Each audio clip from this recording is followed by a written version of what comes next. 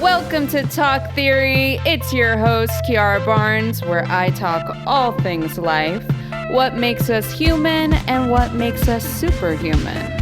Sit back, relax, and join me for a chat.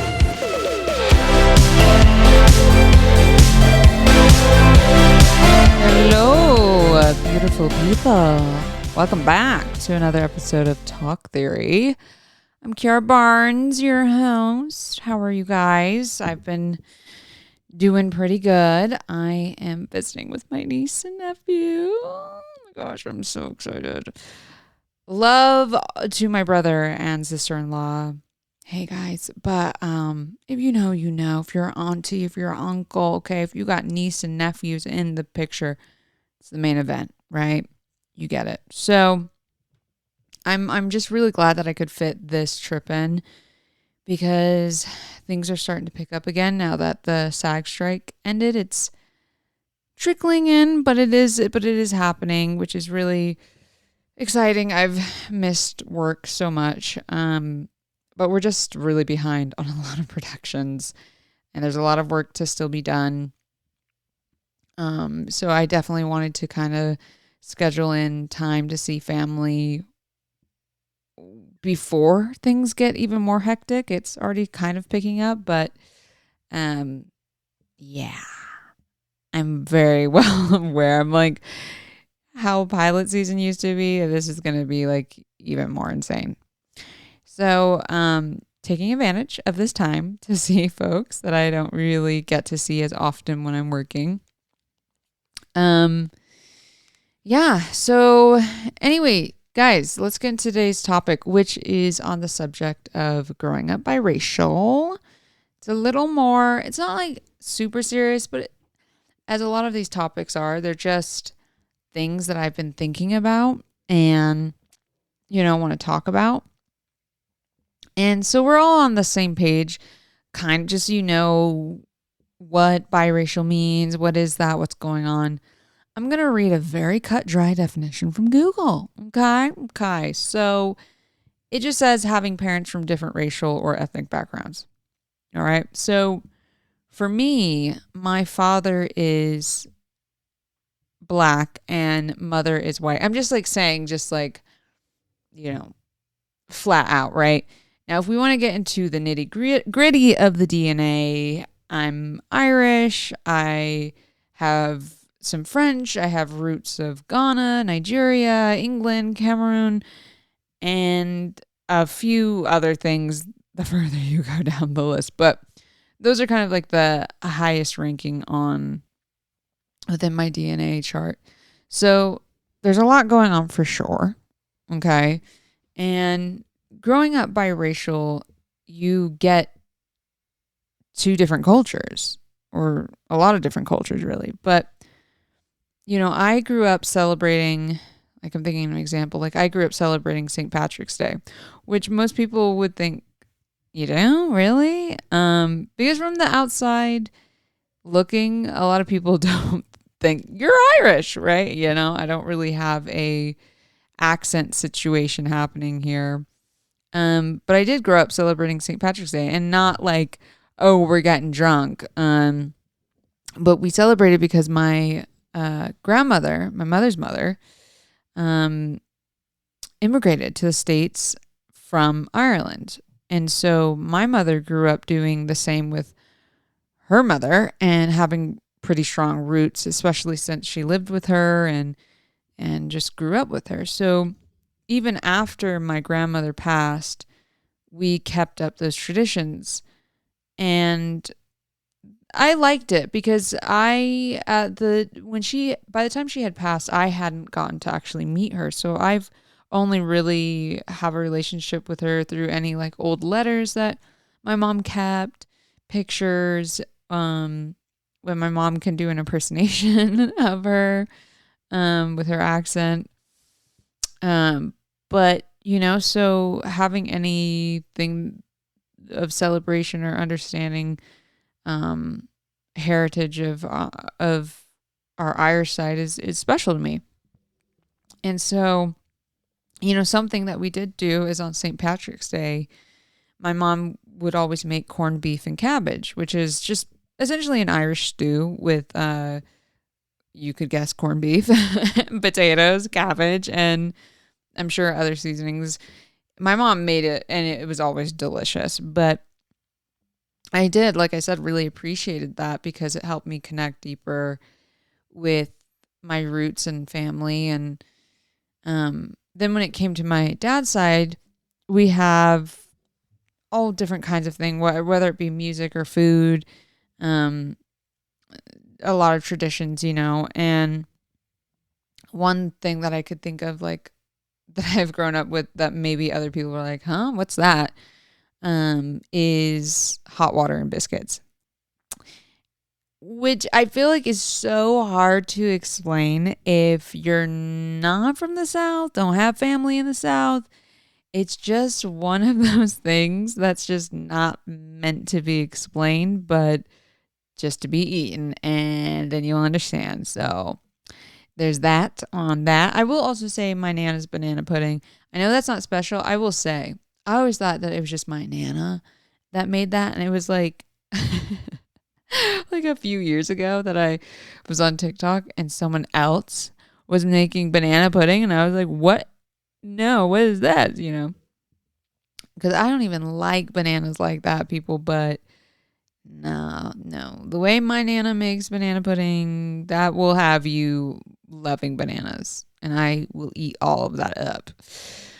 Which, again, I think is another Southern dish, I want to say. I feel like, I don't know, correct me if I'm wrong, but I feel like that makes sense for the South, But to be honest, I just feel like I didn't really get to understand a lot of the depths of who I was until we did these DNA testing things where you can get percentages and exact breakdowns of location to see how far your DNA has traveled and all the places in between of just what even about your immediate family. So shout out to the digital age because it opened so many doors in understanding, I think for a lot of people, understanding who we are and getting access to families and family members and our own history. I mean, there's countless stories of people finding long lost siblings or parents or cousins or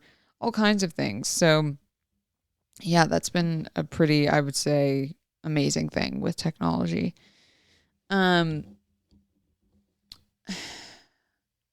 This one's like kind of hard to talk about because I just don't want people to be like, oh, please. But it's real. So whatever. But being biracial also has its challenges for sure. I feel like growing up trying to find your footing somewhere can be tricky, especially when you're young and just trying to find friends. It's a very normal thing, I think, as humans that we just want to find community. And it would feel a lot of the time that I was either too black for the white kids or too white for the black kids. And don't get me wrong, like I made friends on either side that really could care less about all of that. But, for the most part, it's been a constant thing of just not feeling like I can fully fit in. And I've been judged or criticized for saying that I'm black or for saying that I'm biracial or for saying that I'm a person of color. It's like I can't win. And if I've said I'm black, people have said that, oh no, you're not. And I've been called a white girl by other black people or folks from my own community, and made to feel bad because I am biracial. And I understand a lot of this has deep-seated trauma, like honestly, we're going way back because it always relates to slavery. Slavery was something that had a real impact on everything moving forward forever, not just for that time. So, I have to say that because it just irritates me when people are like, can we drop the slavery thing? That was forever ago. That's not a thing. And it's like, yeah, I would also really like to drop the whole slavery thing. But as it turns out, it's pretty embedded in everything, okay, on like a systemic level. So, yeah. Honestly, I mean, there used to be like freaking the paper bag test where people would see if you were darker than a freaking paper bag, like really, and then that defined your worth. Or there would be like a hanging comb in if you, before you come into a church, like hello, a place of worship, okay, and it'd be and you would have to see if it could pass through your hair easily, and if not, then you would either get turned away or made to feel bad, or all these things defining your worth. And a lot of this is coming from inside the club, okay? I'm talking the Black community learning from their own. It's sad because it's learning from their own experienced abuse and abuser, and then that just becoming the continued cycle of abuse.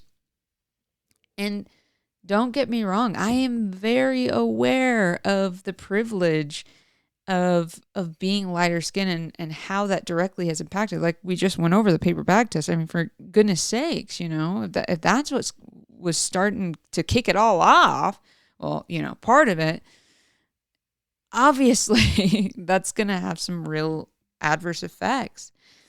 And it really has directly has impacted the Black community and ends up favoring those with lighter skin tones because of all that crap. And it's something that I've always struggled with because I hate that, obviously. And I absolutely keep space for the understanding and compassion, but it also it's painful when the community you are a part of pushes you away or makes you feel bad for the way that you were born or the way that you look. So it's like both ends of the spectrum are getting it, right? Whether you be darker skin or you're lighter skin, it's like both of us are having it and both of us are doing it to each other. And it's ridiculous because at the end of the day, mostly anywhere people are clocking me as Black. That's just that. Like I still have faced racism. Even being light as I am. This is not to say that I also have not faced privilege. Absolutely. But I'm also not just getting out of this, scotch-free. That's for sure. And neither of my brothers. That's for dang sure. It's heartbreaking. And I've had experiences where Black women have admitted to me later on in our friendship that, well, they didn't like me at first and didn't want to like me. Actively didn't want to like me and were mean to me. Like, I'm not making this up. Were mean to me because of the way that they grew up and how the people around them would talk about people with lighter complexions. And so it's so silly to me when we start making divisions like this within our own communities. And it's not just the Black community that does this. It's almost every racial freaking group does this. I mean, seriously, I have a friend that is half Japanese, and when they go over to Japan and how if they even have the slightest bit of tan, it's like, oh, you need to stay inside. You're too dark. It's ridiculous. It's ridiculous. Ugh. So, making the whole divisions within your own community is just like, what's the point here? I don't really get it. We're already at a disadvantage. The best thing we could do is come together as a community. But instead, folks are being pinned against one another. And it's just, it doesn't make any sense. So ultimately, you know what? I decided I know who I am and what I am. And no one gets to take that away from me. I am Black. I am white. I am a many of things. But if you don't agree or don't think that I deserve to call myself Black or whatever, that is your opinion. But it also is not your choice, right? Like I don't have to abide by what you say or what you think. I know me. I like, come on. And I just no longer will allow people to erase who I am and being afraid of not being accepted. And my family loves and accepts me. And that's really all I could ever really need or want. And I know it's not the case for everyone, but it is the case for me. And that's something that I hold on to very dearly because I've never been made to feel any kind of way within my family, and I've always been accepted on both sides, and it's something that I've always appreciated. I have other people that I know of that have gotten the absolute opposite treatment, and growing up biracial and being made to feel in the family that they aren't, part of one side or whatever. It's just stupid. Um, I will say on a lighter note here, the one thing it becomes humorous to me is stereotypes. I mean, honestly, people being very confused of what kind of music, food, clothing, books, movies, whatever you may watch, do. I mean, seriously, I've gotten folks. I get in the car and they're playing hardcore rap with me because they think, this is what they like. And it's not to say that I don't listen to rap, but I do kind of side eye you when I get into your car and Becky's car, and she was blasting, Taylor Swift's whatever, and all of a sudden we got volume on Max and Biggie and Tupac's greatest hits are on him. Wow, okay. I mean, I'll listen to it, but what a switch up, The best one I had recently, I was watching a movie with a guy. I think it was Jackie Brown. I want to say that's Tarantino, I think.